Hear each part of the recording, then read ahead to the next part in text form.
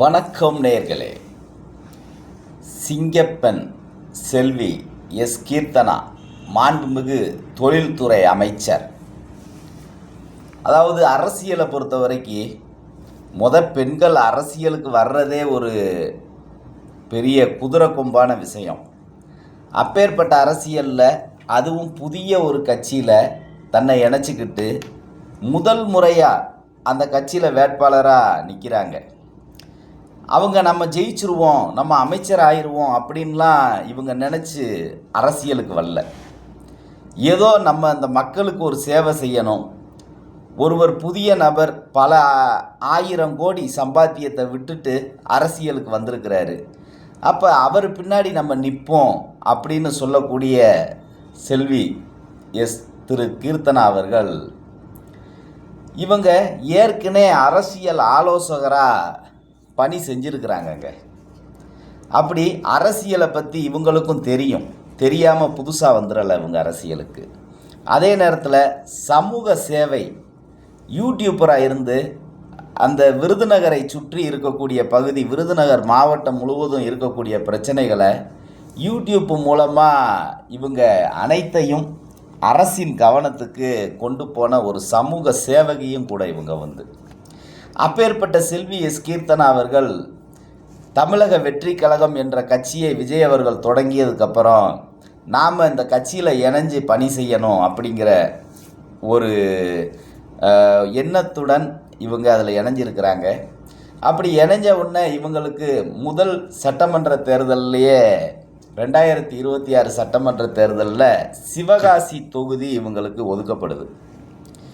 அப்படி சிவகாசி தொகுதி ஒதுக்கப்படும் போது, சிவகாசிங்கிறது பெரும் ஒரு தொழில் நகரம்.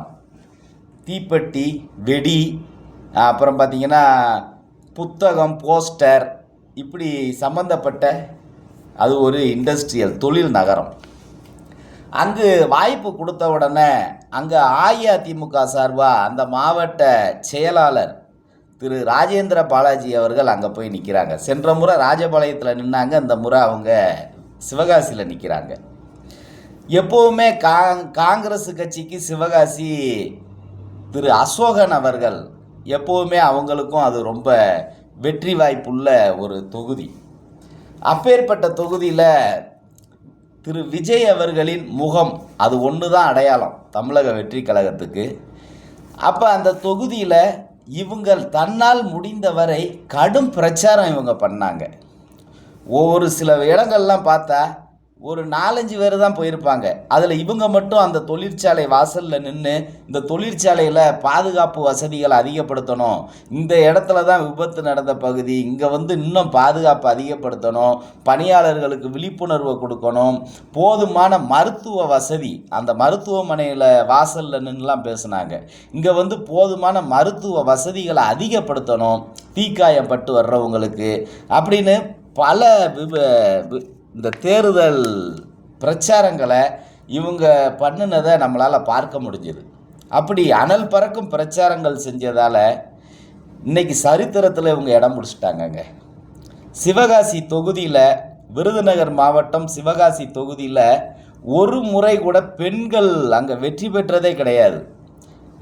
முதலாக இவங்க தான் முதல் சிவகாசி சட்டமன்ற உறுப்பினராக ஒரு பெண் தேர்வானது இந்த 2026, அதுவும் தமிழக வெற்றி கழகத்தில் தான்.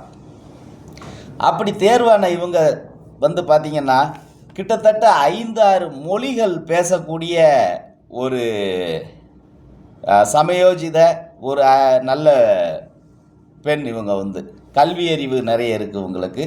அதே நேரத்தில் 5-6 மொழிகளையும் பேசுவாங்க.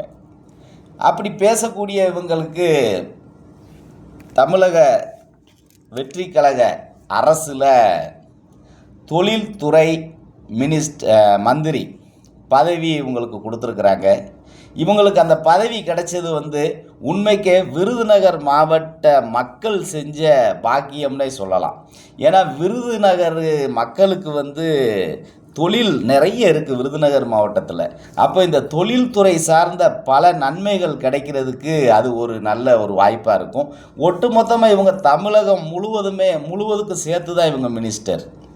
அதே நேரத்தில் இந்த வெடி தயாரிக்கக்கூடிய அந்த தொழிலாளர்களின் பாதுகாப்புக்கு அதிக முக்கியத்துவம் கொடுப்பாங்க என்பதை இந்த விருதுநகர் மாவட்ட மக்கள் பெரும் ஆவலோடு எதிர்பார்க்குறாங்க. அதே நேரத்தில் நம் மாவட்ட வளர்ச்சிக்கு இது பெரும் ஊக்கமாக அமையும் என்பதில் எந்த ஒரு மாற்று கருத்தும் இல்லை.